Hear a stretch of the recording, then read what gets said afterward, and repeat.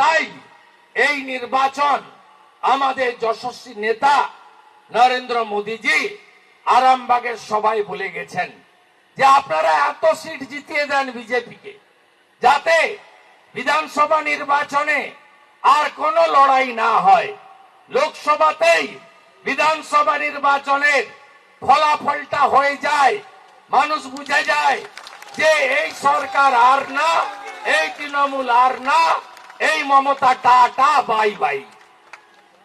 এটা যেন লোকসভাতে হয়ে যায়। ওদের ক্যাপিটাল কি?